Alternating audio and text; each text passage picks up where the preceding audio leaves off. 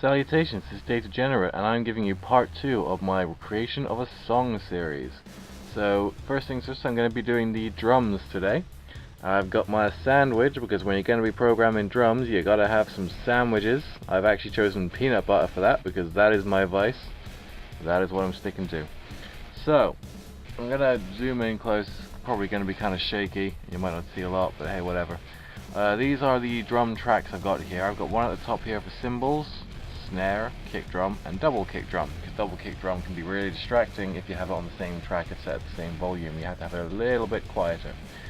So this is the track that I recorded last time. Yeah.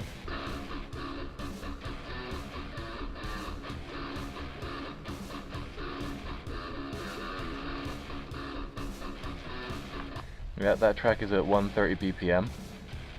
So what I'm going to do, I'm going to start off by just having like a drum fill. So I'm not really going to go into all of this because that would be tedious to watch, but I'll show bits of the drums and bits of like any synth programming I do or whatever. So yeah, so I'm just going to start off with this fill. It's kind of difficult to look at the camera and look at this at the same time. Okay, yeah, that is where it is. And yeah, it's just a case of going like this. Now, I'll explain a few compositional ideas while I'm doing this. Usually it's good to use kind of double kick drums as sort of a way of accentuating stuff. So this intro riff, for example, actually goes on kind of, well, it goes on about 4 times. And so for the second and the first time, I'm not phrasing this very well, I would basically just be playing a basic riff, and then the double kick riff would come in for the third and the fourth time. So I'm going to come back to this in a little bit once I've done a bit more, and we'll go over what I've done. Okay, so I'm taking great pains not to show you how messy my room is right now, but I programmed some stuff for the intro, and before I play it to you, I'm going to be doing some stuff, and I want to show you what that stuff is. I know the English good. So I'm just going to add a very subtle amount of reverb. That default there is just very, very subtle reverb. It's not very strong at all. I'm going to add some compression, and I'm just going to use a booster there to make it a bit more fat sounding. I'm going to do this with all of the drum tracks, as lovely and tedious as that is to watch, but hey, my winning personality will indeed win you over as I do this. Or not, whatever, I don't really care. This is my video, you're watching it, you deal with it. Ha ha ha ha ha. Anyway, while I continue to try and delay time. You see what I did there? I just saw a delay effect, that's what's happening. I don't know, I'm stalling you.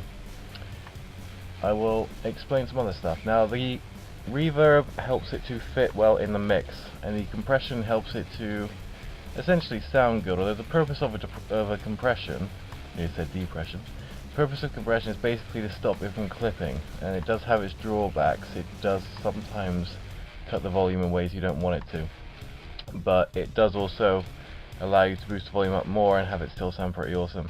Now this double kick track here, I'm going to change the velocity of each individual thing, and this is really so straightforward to do. You just basically do this, so you can see what I'm doing. You just mess around with the volume of each individual note. This makes it sound a bit more human, a bit less like a robot constantly kind of tapping a drill into your brain. Let's leave some of those as they are. This is imperative as well for cymbals. If you actually program really fast cymbal hits, then you should really be doing something like this to just stop it from sounding too bad. But try not to go too crazy with the volumes, try to keep them more or less at a good level. So what we have now is this.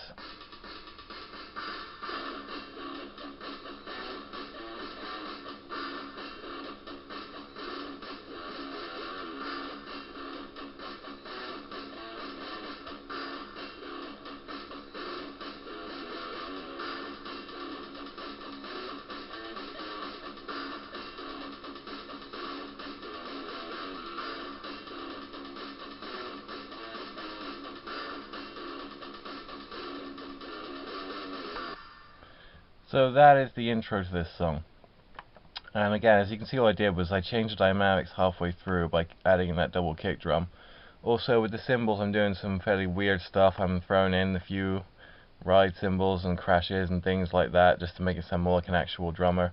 Messing around with the velocity of individual stuff. Yeah, that's just things to take into account. I try not to use the same sort of basic rock beats too often. They're good for quieter parts of songs, and they're good for kind of like verses and things like that, but try to make it sound a bit more interesting, while at the same time make it practical so that you can actually play along with it if you need to, and have fun with it. And yeah, I'm probably going to cut this video short here, because it would be really tedious and boring if you just watch me messing around with this thing for however long it's going to take me, which is probably going to be a while. So see you guys next week.